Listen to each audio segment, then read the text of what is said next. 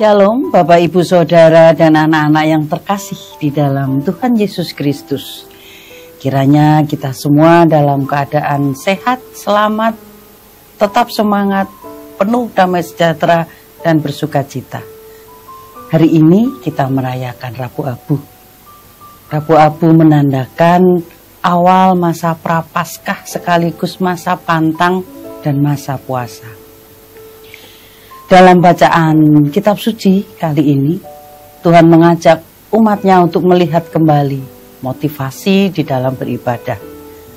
Jangan sampai umat mengedepankan ibadah yang tampak, tapi tidak memberikan dampak. Sebelum itu kita mendengarkan firman Tuhan, marilah kita terlebih dahulu berdoa. Mari kita berdoa.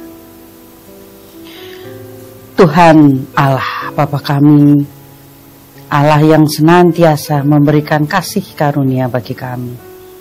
Saat ini ya Bapa, kami menghadap kehadirat Engkau, mengucap syukur Bapa untuk berkat, untuk penyertaan, perlindungan, kesehatan, semua yang Engkau limpahkan bagi kami hingga di saat ini ya Bapa. Kau memberikan bagi kami damai sejahtera, Kau memberikan kami kesehatan, untuk kami dapat melakukan aktivitas kami di dalam keseharian kami. Ya Bapa, sebentar lagi kami akan mendengarkan firman-Mu. Kiranya Engkau membuka hati kami, membuka pikiran kami, membuka telinga kami ya Bapa. Sehingga apa yang Engkau firmankan, apa yang Engkau perintahkan bagi kami, dapat kami lakukan di dalam kehidupan kami sehari-hari. Ya Bapa, tuntun sertai berkati kami ya Bapa, di dalam setiap langkah hidup kami.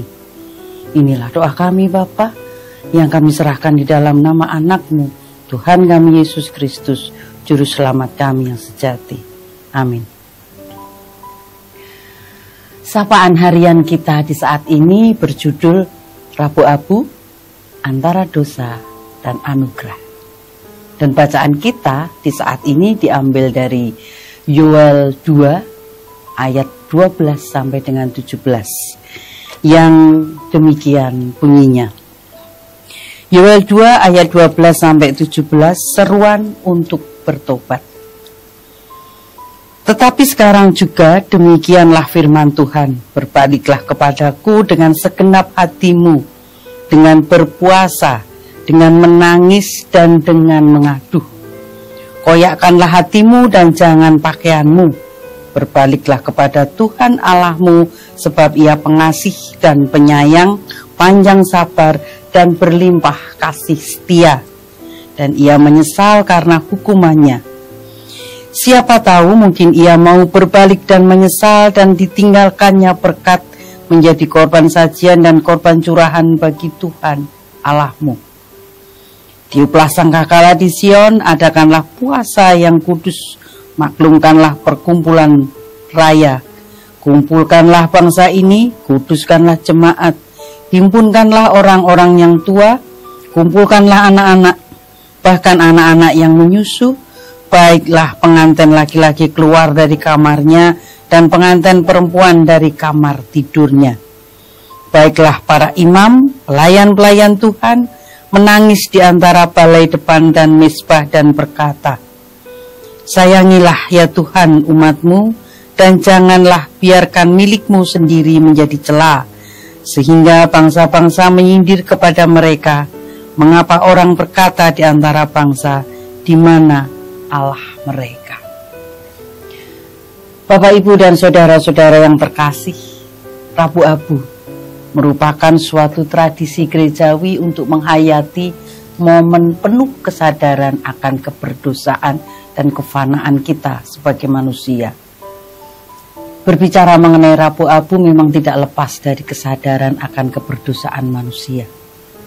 Rabu Abu pun menjadi momen penanda rasa penyesalan dan pertobatan menjelang Paskah dengan menjalani puasa selama 40 hari.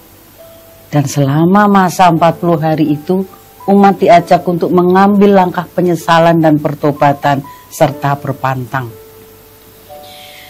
Ajakan untuk menyadari kehinaan manusia semakin terasa dalam proses peneraan abu di dahi. Pertanyaannya, apa sebenarnya makna peneraan abu? Dalam tradisi Yahudi, abu tidak hanya memiliki makna penyesalan, pertobatan, dan perkabungan, tetapi juga mempunyai makna keterbatasan dan ketidakabadian manusia. Cerita tentang abu ini banyak dijumpai di dalam kitab suci. Muncul pertama kali dalam kisah penciptaan. Melalui kisah penciptaan itu diingatkan bahwa kita semua diciptakan dari abu atau debu tanah. Terdapat di Kejadian 2 ayat yang ke-7. Dan suatu saat nanti kita semua pun akan mati dan kembali menjadi abu. Yesus pun menyinggung soal penggunaan abu, yaitu kepada kota-kota yang menolak untuk bertobat dari dosa-dosa mereka. Meskipun mereka telah menyaksikan mujizat-mujizat dan mendengar kabar gembira, Yesus berkata di dalam Matius 11 ayat yang ke-21, seandainya mujizat-mujizat yang telah terjadi di tengah-tengahmu terjadi di Tirus dan Sidon, maka sudah lama orang-orang di situ bertobat untuk memakai baju kabung dan abu. Narasi tadi menunjukkan bahwa abu digunakan sebagai simbol perkabungan, penyesalan, dan pertobatan. Hidup berpantang berarti rela berpuasa untuk hal-hal yang selama ini dianggap nikmat. Misalnya makan daging, jeroan, makanan berlemak gitu ya. Nah, hidup berpantang selama masa Prapaskah juga berarti kita mengambil komitmen iman untuk tidak mengikat diri dengan hal-hal yang selama ini tidak bisa kita lepaskan dalam kehidupan kita. Misalnya, berselancar di medsos, menghabiskan waktu berjam-jam di medsos, atau mungkin membicarakan keburukan orang lain, yang mungkin bahasanya sekarang gibah gitu ya. Kemudian menunda pengerjaan tugas, memilih untuk rebahan, malas-malasan dibanding memulai pekerjaan. Masa berpantang selama Prapaskah mengajak kita untuk menyederhanakan hidup kita. Melalui peneraan abu di dahi, umat hendaknya terus mengingat tujuan pertobatannya dan memaknai penyesalannya. Namun apakah hanya penyesalan dan keberdosaan saja yang perlu kita sadari? Ternyata tidak. Lantas apalagi yang perlu? Yaitu kasih karunia Allah. Ya, mengingat dosa dan kefanaan akan begitu melelahkan dan memberatkan kita jika kita tidak menyadari bahwa kasih karunia Allah jauh lebih besar daripada keberdosaan kita. Kita butuh untuk sadar bahwa anugerah Allah jauh lebih besar dari keberdosaan manusia.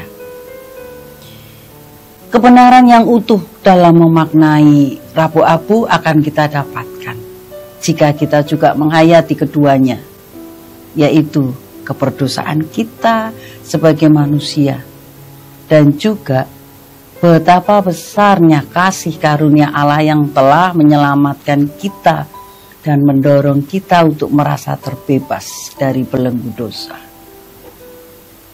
Langkah penyesalan dan pertobatan kiranya disertai dengan kesadaran penuh bahwa Tuhan telah mengaruniakan kasih setianya yang akan menolong kita menjalani masa berpantang.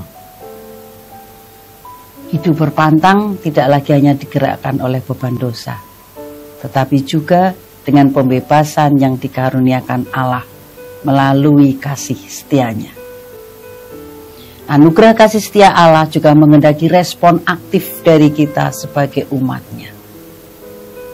Lantas, apa yang selayaknya menjadi respon kita kepadanya? Respon yang selayaknya kita berikan kepadanya adalah bentuk kebaruan hidup beriman kita, termasuk dalam berbagai rintangan hidup kita. Rasul Paulus di dalam surat 2 Korintus 6 Ayat 4 sampai dengan 5 menyebutkan begitu banyak penderitaan yang pernah dialami oleh Rasul Paulus selama menjadi Rasul Kristus. Baik penderitaan dari segi fisik, mental, disalahpahami, dipenjara, dan termasuk juga berpuasa. Beban yang ditanggung oleh Rasul Paulus tidaklah mudah. Tetapi di dalam tulisannya tidak ada nada-nada penyesalan bahwa ia dipilih dan memilih menjadi Rasul Kristus. Karena ia sadar bahwa kasih yang telah menyelamatkannya jauh lebih besar dan jauh lebih berharga daripada beban yang ditanggung oleh Rasul Paulus. Bapak, Ibu, dan Saudara yang terkasih, ajakan yang sama pun bergema bagi kita. Sudah sepatutnya kita memberikan respon aktif terhadap kasih karunia Tuhan, bahkan dalam rintangan hidup dan masa perpantang sekalipun. Sebab setiap kesulitan yang kita alami dalam bentuk solidaritas kita dalam menghayati penderitaan Kristus.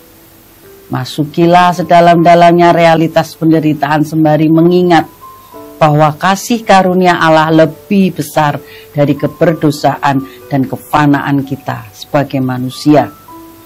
Justru dalam kesadaran dan keberdosaan kita itulah, maka kita akan dimampukan untuk menyadari betapa besar kasih Allah yang membebaskan kita. Demikianlah kita mampu melangkah dengan penuh sukacita di dalam melodi-melodi cinta kasih karunia Allah. Tuhan memberkati.